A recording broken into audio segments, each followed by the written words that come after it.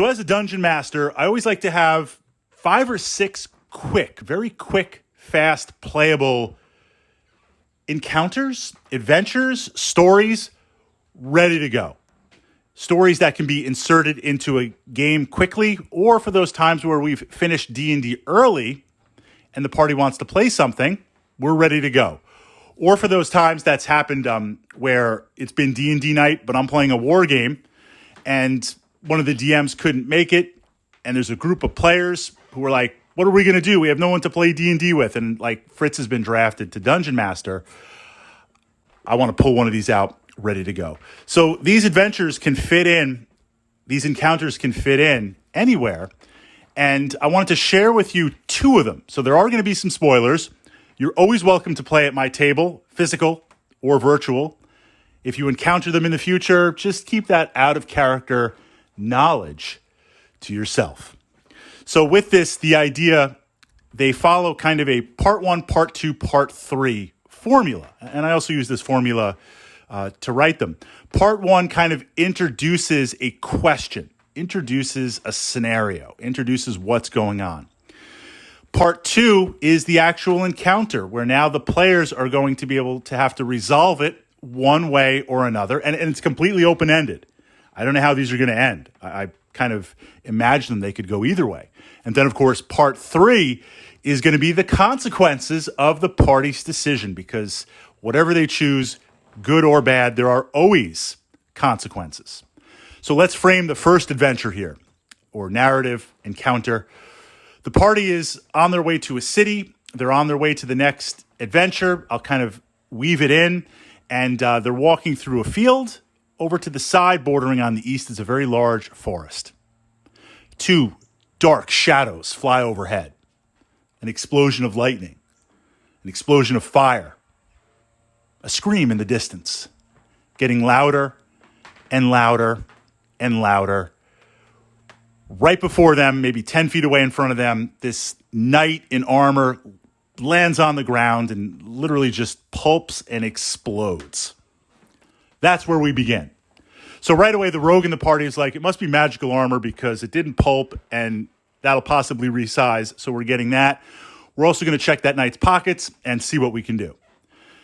The party looks around, maybe a perception check, or there will be a slight lead based on skill checks, that one of the shadows darted to the forest. And you can see the trees kind of move and crack. Something landed in the forest. The question is, what? So that's the lead-in.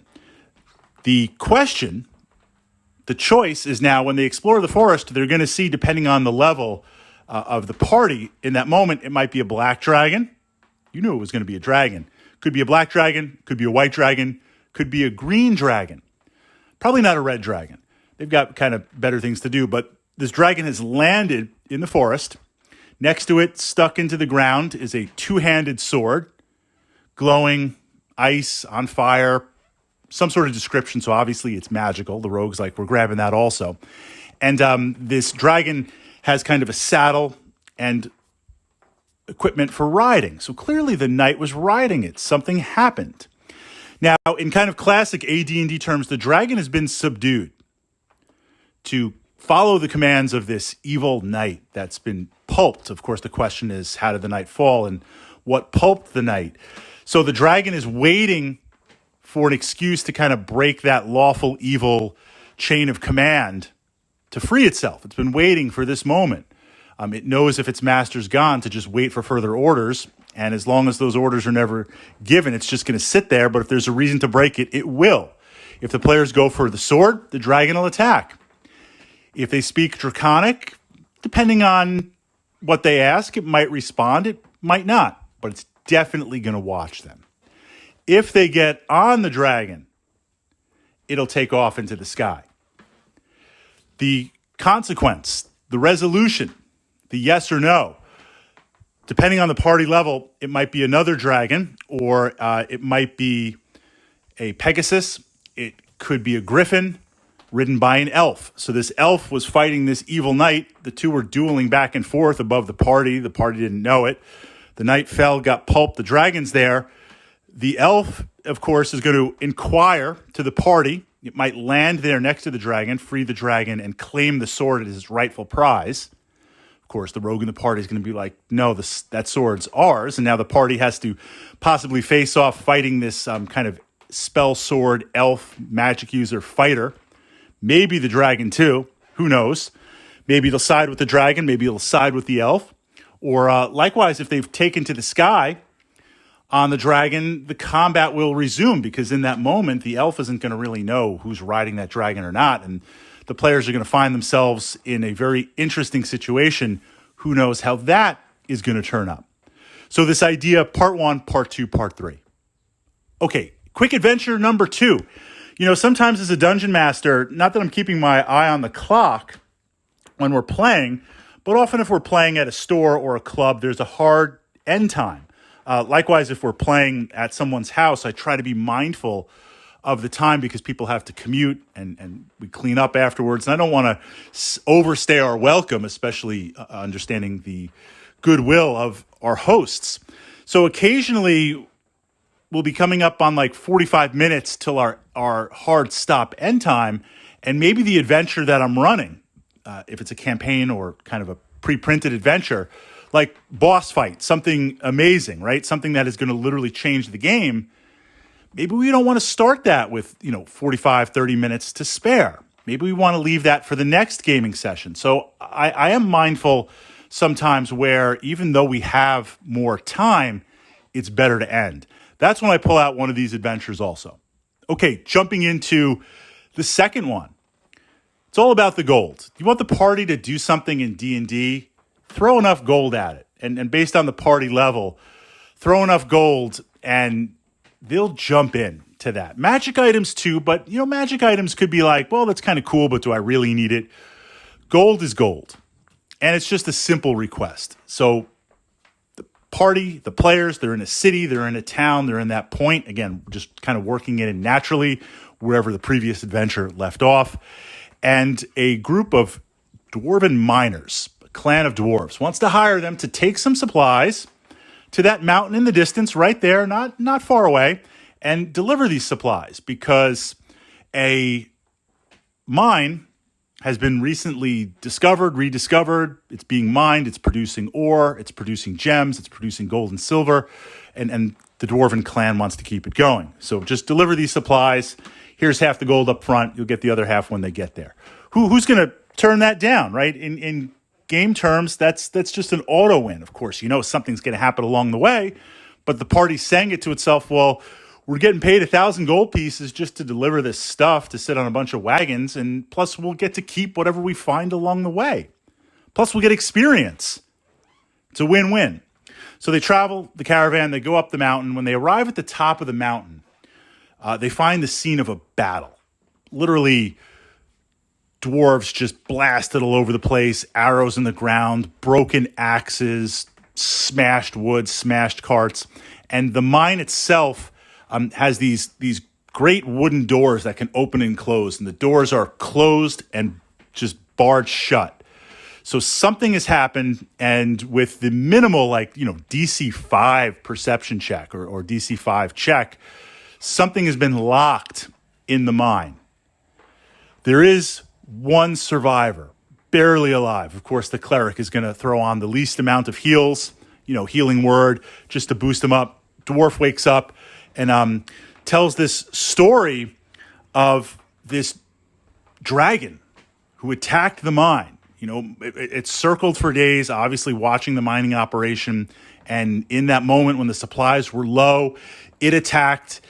They put up a fight. The dwarves were destroyed, and the dragons kind of claimed the mine for itself. It's locked in there. It's locked in there. But it's really wounded really badly. So again, the party's doing the calculation. So we keep the gold, right? But this dragon, and I might adjust the dragon, black dragon, green dragon, white dragon, blue dragon, they're going to be like calculating the CR, calculating the experience. Or they're going to say, well, look, man, we'll make some dragon armor out of this. We'll do something, right? This is our chance to grab a dragon that's already been hurt. And the dwarf will be very clear that it is hurt. I mean, it's still got fight left in it, but it's still hurt. The dwarf will stand with the party. but there's no time for reinforcements, because as long as the dragon's in that mine, if it realizes the hopelessness of its situation, then it might destroy the mine. It might bring the whole mine down, and the clan, that'll be, just ruination for the clan. Okay, that's the introduction. Now the decision is, of course, how are you going to take on this dragon? So you've got a little bit of time, right? You can build some fortifications. The mine is set on the side of a mountain. There's a little bit of room, not a lot of room to navigate. Maybe there's some weapons in the caravan, and the carts, and the supplies. You come up with something. The party comes up with a plan. I will give them initiative. I'll give them some time to get in position and eventually open the mine doors. So when the mine doors open, what happens? Well, nothing happens. The dwarf that survived is going to subtly be in a position, usually next to the wizard or someone that has a lower hit point value. And in that moment, when the party's ready, we'll roll for initiative. We'll insert the dragon in the initiative track, do all that. They open the doors, nothing happens. The dwarven survivor is the dragon itself, polymorphed. It grabs on to the wizard. It grabs on to one of the players, and immediately, like strength 25. Let's try and beat that grapple check. So that's pretty crazy there. And it jumps off the side of the mountain with the player character. It's going to try to do that anyway. I mean, this is an open end. A lot of things could happen, or they might suspect that it's a dragon. Usually there's not like a detect magic or detect spell or dispel. Although we did have one party. They played a lot of games with me, this group. I love you guys. There's always going to be a dragon involved, and they're like, there's obviously some sort of setup. So they're dispelling magic randomly on things just to see what happens. And the radius of the dispel magic, I was very specific where they wanted to dispel. Like, what do you want to dispel? The mine doors, this, that. And just by chance, they had kind of caught this dwarf, the dragon, the polymorph dragon, in that dispel zone. And it dispelled it, and it just polymorphed back into the dragon. And that was worth the price of admission right there, to kind of role play that up.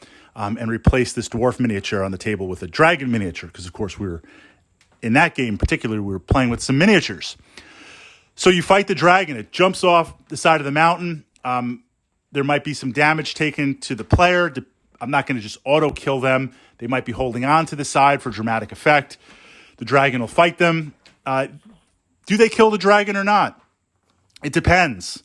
Often I would say no, because I want them to make an enemy of that dragon, and that dragon's going to show up later on in the campaign, later on in some other stories, because a dragon never forgets. You think the Book of Grudges with a dwarf is bad enough? Dragons have a similar memory. So from that perspective, this idea of quick part 1, part 2, part 3 adventures that you can run, that you can pull out, that you can play, that seamlessly you can insert even into your campaign. And from the player's perspective, it's an adventure hook. It's a chance to get some extra experience. They don't know, ideally, where it's like, we've still got some D&D time. I'm going to pull one of these out, ready to go. So I would say, as a dungeon master, and of course, you could turn this into a bigger adventure, a more elaborate adventure, come up with like 5 or 6, 10 max. They're just evergreen adventures that you can use in any moment, that would play for about an hour or so. From that perspective, as a dungeon master, having them ready to go.